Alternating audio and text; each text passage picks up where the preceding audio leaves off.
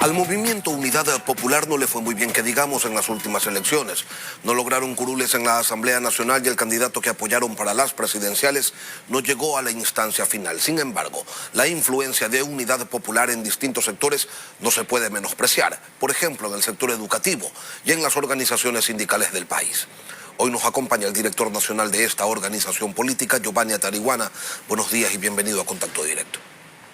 Muy buenos días, Lenin. Un saludo a toda la audiencia de Televistazo. Después de más de 100 días de gestión del gobierno de Guillermo Lasso, ¿cuál es la primera lectura que ustedes realizan de lo que se ha ejecutado hasta ahora? Lenin, estamos de acuerdo que 100 días es muy poco para tener grandes cambios, pero son un tiempo suficiente para ubicar cuál es el rumbo del gobierno. Y debemos decir que lamentablemente el pueblo ecuatoriano sigue esperando solución a sus problemas. Hay una serie de incumplimientos de las ofertas de campaña y hay un plan de gobierno que incluye un acuerdo con el Fondo Monetario Internacional que establece un empeoramiento de las condiciones de vida de la población con ajustes sociales, con elevación permanente de los combustibles y con privatizaciones. ¿Pudieron ustedes ya leer el acuerdo renegociado? Porque al país no se lo ha hecho público todavía. Bueno, estamos a la espera, como ha dicho el presidente de la República y el ministro de Economía, Simón Cueva, que esta semana por fin se haga público los acuerdos con el Fondo Monetario Internacional. Lamentablemente, Lenin, parece que el Ecuador del encuentro que proclama el gobierno solamente es encuentro con los grandes empresarios, con la banca y con el Fondo Monetario Internacional. Todavía el gobierno no escucha las demandas de la población, de los sectores organizados, del movimiento indígena, los estudiantes, los maestros, en general los trabajadores. Aspiramos a que el plan de desarrollo que todavía no se pone en marcha no sea precisamente esta carta de intención del Fondo Monetario Internacional. ¿Ustedes como Unidad Popular o como Unión Nacional de Educadores han requerido formalmente alguna reunión con el presidente o con algún ministro de Estado? Bueno, nosotros, Lenin, hicimos una carta pública prácticamente al inicio del gobierno de Guillermo Lasso y planteamos una serie de alternativas, propuestas que pensábamos nosotros el gobierno debería efectivamente ubicar. Debemos reconocer el tema de la vacunación, pero queda mucho por hacer en ese tema y nosotros de las alcaldías, prefecturas, vamos a seguir empujando ese tema. Pero es obvio que es indispensable que el gobierno atienda y vemos con preocupación precisamente que la proforma presupuestaria del año 2021, la que está en la Asamblea Nacional, está afectando los intereses de millones de compatriotas, el derecho de la juventud a estudiar, de la población a una salud de calidad, de los afiliados al IES a una jubilación. Ya vamos a ir a ese tema. Antes de abordarlo, sin embargo, quería preguntarle, Giovanni, el presidente ha dicho que se va a proponer que los costos de la vacunación y la logística lo paguen los que más tienen. ¿Están de acuerdo ustedes con eso? Nosotros hemos venido sosteniendo que la pandemia y en general la crisis deben recargar no sobre el pueblo ecuatoriano subiendo mes a mes el precio de los combustibles. Deben ser el sector más potentado, los que siguen ganando incluso en medio de la pandemia, los que deben aportar de manera importante. Empecemos, señor presidente Guillermo Lasso. Hay un informe de la CEPAL que habla de que hay una evasión tributaria de 7.600 millones de dólares. Esos evasores no son los pequeños comerciantes o los profesionales. Esos evasores están entre los grupos empresariales más poderosos, entre las transnacionales petroleras, eléctricas en este país. Ahí está la recuperación para invertir, no solamente en las vacunas, sino en la reactivación productiva. Es indispensable, por ejemplo, en una reforma tributaria, que el que más tiene más pague. Estamos de acuerdo. Por eso es que proponemos un impuesto a las grandes fortunas para que esos sectores que tienen millonarios ingresos y ganancias aporten al menos el 2%, lo que significaría anualmente recuperar para el país entre 2.000 y 3.000 millones de dólares. Una reforma tributaria que ni siquiera ha sido planteada, que ni siquiera ha sido propuesta, ya la que algunos sectores, Pachacutic, por ejemplo, se opone abiertamente a ella. Entonces, ¿cómo se puede sacar adelante a un país, Giovanni, cuando debemos tener muy claro que los planes de gobierno son para ejecutarse primero en 4 años, no en 3 meses? Es como si a un alcalde se le pidiera que cambie la situación crítica de una ciudad en unas cuantas semanas, o a un legislador y usted conoce de aquello, que reforme el sistema legal de la nación en apenas un trimestre. Los cambios no son tan sencillos como desearlos, o no son, ejecutar un cambio lamentablemente no es tan rápido como la gente lo necesita. ¿No hace falta quizás un poco más de paciencia y esperar a que se presenten las propuestas para entonces sí, conociéndolas, saber si se las rechaza o se las respalda? Lenin, el tema es que el gobierno, por varios voceros, el presidente incluido, ya nos ha dibujado el rumbo. Por ejemplo, cuando habla en la proforma presupuestaria de reducir el tema de salarios en 700 millones, nosotros entendemos que no se trata de que van a bajar los salarios de los latisueldos, de los ministros, de los viceministros, los asesores. Están hablando de seguir despidiendo en el sector público. Hemos visto las últimas semanas cómo médicos, enfermeras que estuvieron en el COVID han sido desvinculados del sistema de salud pública. Entonces hay líneas suficientes, pero adicionalmente hay temas que no necesitan sino decisión política. El precio, por ejemplo, de la saca de arroz que hoy está movilizando a los arroceros es un compromiso de Guillermo Lasso en campaña. ¿Qué pasa con el tema de los productores de leche en toda la sierra ecuatoriana que reclaman precios justos y que efectivamente se prohíba la importación de suero de leche porque están quebrando esas economías? Es decisión política. Los maestros tuvieron que hacer una huelga de hambre para que la Corte Constitucional no escuche al presidente de la República que pidió que esas reformas a la LOI sean declaradas inconstitucionales. Entonces, el pueblo tiene muchas urgencias. Hay hambre, hay desempleo, hay pobreza. Y obviamente eso requiere soluciones, no solamente discursos. Suena muy bien el Ecuador del encuentro, los zapatitos rojos del TikTok, pero lo que la gente quiere son soluciones, hechos y no palabras. Giovanni, se está olvidando de una, el 2%, la eliminación del 2% para los microempresarios también fue una propuesta de gobierno, solo requiere de decisión política y hasta el momento no se la ha ejecutado. Y lo peor no es que no se la haya ejecutado, sino es que no hay claridad sobre cuándo se va a ejecutar eso que se propuso durante la campaña electoral. Ahora, el presidente ha dicho que no se va a derogar el decreto que dispone un sistema de bandas para los combustibles mientras se estructura el sistema de focalización.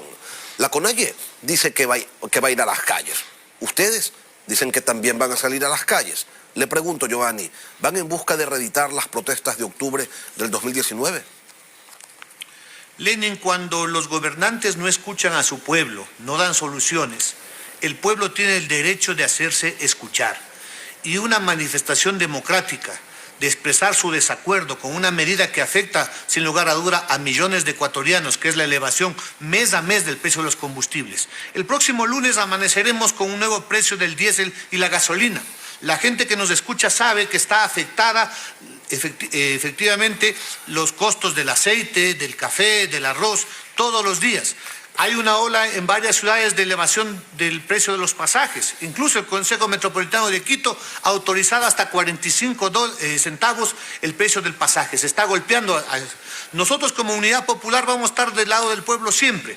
El Frente Unitario de los Trabajadores, el Frente Popular han convocado para el día 15 de septiembre una movilización democrática para decir al presidente Lasso que debe escuchar al pueblo. Él ha dicho que es inamovible el decreto.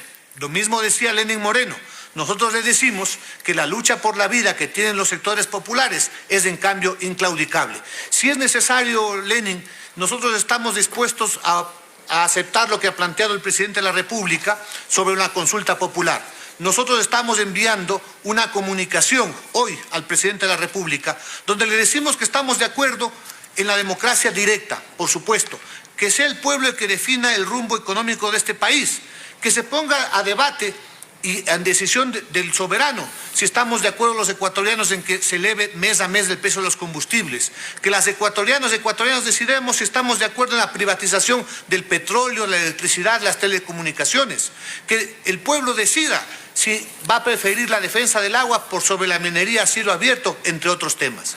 Ahora, así como ustedes están pidiendo que se cumplan con las promesas de campaña y hacen referencia con mucha claridad a la eliminación del 2% para los microempresarios, a la entrega de créditos al 1% de interés a 30 años plazo, supongo que también exigen que se implemente la flexibilización laboral y que se apure un acuerdo comercial con los Estados Unidos.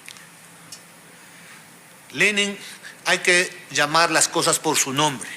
La flexibilización laboral es precarización es sobreexplotación de los trabajadores. Y lo decimos con todas las letras. Aquí lo que se trata es una ley de oportunidades que ha anunciado el régimen, no para contratar, sino para tener libertad de despedir. Los ecuatorianos queremos trabajo y eso se consigue invirtiendo efectivamente en la banca pública para que haya crédito barato, para que se den determinadas facilidades a la pequeña y mediana empresa, no sobreexplotando a los trabajadores. Queremos salarios justos, estabilidad, seguridad social y obviamente tener un código paralelo es en principio inconstitucional. O sea que ustedes no quieren que el gobierno cumpla con lo que ofreció en la campaña, sino que cumpla con aquellas ofertas que coinciden con el proyecto político de unidad popular. Pero resulta, Giovanni, que el proyecto político de unidad popular no tuvo el respaldo de la gente y el de Guillermo Lasso sí. ¿Cómo resolvemos este conflicto? Lenin, Yacu Pérez estuvo en la segunda vuelta y fue el fraude el que lo dejó al margen y puso al candidato de la banca. En segunda vuelta no ganó un proyecto neoliberal, ganó la decisión mayoritaria del pueblo de salir de 14 años de corrupción y autoritarismo. En todo caso, insistimos, que el presidente Lasso llame a consulta popular y ponga a discusión nacional el plan de gobierno del Fondo Monetario Internacional y que sea el soberano, debatiendo si estamos de acuerdo con los despidos, con la flexibilización laboral, con las privatizaciones. Yo creo que el pueblo ecuatoriano Giovanni, tiene suficiente conciencia de lo que eso significa. Y con esta actitud que tienen ustedes, sin haberse sentado hasta ahora ni una sola vez a dialogar con el gobierno, ¿no terminan haciéndole el juego precisamente a ese modelo que nos tuvo 14 años y que a ustedes los persiguió? ¿No le terminan haciendo el juego al correísmo? El que no escucha al pueblo, el que no da paso a la reunión con la CONAIE, con el Frente Unitario, con el Frente Popular, es el gobierno de Guillermo Lasso. Nosotros vemos cómo día a día se reúne con las cámaras, con Asobanca, con el Fondo Monetario Internacional, con las transnacionales mineras y petroleras. El tema, estamos de acuerdo en que debe haber efectivamente la posibilidad de que interactúe con los sectores de oposición, con el pueblo ecuatoriano. Pero queremos que no sea un diálogo de sordos, sino un diálogo donde haya soluciones.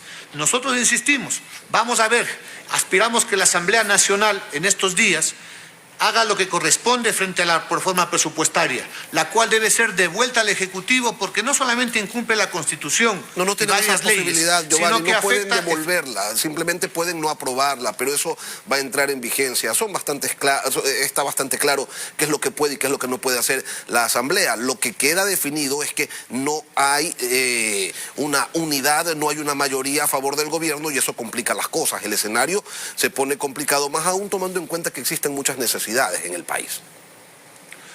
Lenin, más allá del tema que pase por el Ministerio de la Ley, es importante que la Asamblea haga respetar la Constitución y que sobre todo quede en evidencia el incumplimiento con la educación, con la salud, con la seguridad social, con los sectores agropecuarios que tiene la reforma presupuestaria. Precisamente hay otro incumplimiento del gobierno de Guillermo Lasso. Él dijo que iba a invertir en educación y Lenin, debemos decirlo con absoluta claridad, que el recorte en educación inicial hasta el bachillerato es prácticamente de 968 millones de dólares.